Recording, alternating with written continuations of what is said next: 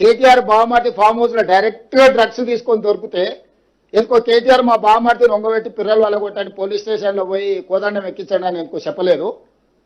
మా బావమార్తి దీపావళి పండుగ చేసుకుంటుండు, చిచ్చుపుట్ల బదులు సారా బూట్లు పెట్టుకున్నాడు. మా బావమార్తి బతిపూల బదులు గంజాయి పూలు లేకపోతే కొకేన్ పెట్టుకున్నాడు. మీరు ఎట్లా అరెస్ట్ చేస్తారని బయటకు వచ్చి మాట్లాడాను కదా. ఇప్పుడు మీరు లోపలికి వెళ్ళారు, అసలు లోపల ఇప్పటి వరకు వేరే మద్యానికి సంబంధించి కానీ మళ్ళీ ఏం దొరకలేదండి. ఇది ఎక్సైజ్ సూపరింటెండెంట్ గారు ఏమీ దొరకలేదు డ్రగ్స్ ఆన వాళ్ళు కానీ.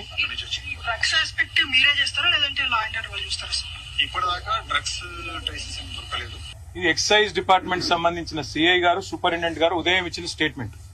ఇంకోటి మాట్లాడితే నా బావమరి దీంట్లో డ్రగ్స్ దొరికినాయి అంటాడు. నువ్వు ముఖ్యమంత్రివా లేకపోతే దారిన పోయే దానేవా? నా బావమరి దీంట్లో ఏం దొరికిందా? అసలు మెదడు ఉందా ఆయనకి? లేదా వడదెబ్బకి ఏమైనా చిన్న మెదడు కూడా చితికిపోయిందా? ఏం మాట్లాడుతున్నాడు ఆయన? నాకు అర్థం కాదు. నీ ఎక్సైజ్ సూపరింటెండెంట్ చెప్పింది కదా, అందులో ఏం దొరకలే ఏం లేదురా నాయన అని. నువ్వేమైనా ప్లాంట్ చేయబోయినట్టున్నావు, మీ వాళ్ళకి చెప్పేది ఆడ ఇరికిమని చెప్పినట్టున్నావు. అది ఇరికేయలేకపోయినావు, నేనేం చేస్తా దానికి? ఏది పడితే అది మాట్లాడచ్చు. ఎన్నిసార్లు చెప్తావు సేమ్ అబద్ధం? సిగ్గుందా? వీడి పద్ధతేనా అసలు ఇట్లా మాట్లాడడం? మేము మాట్లాడలేమా?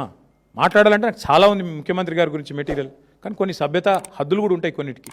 ఏది పడుతుంది మాట్లాడడం కదా.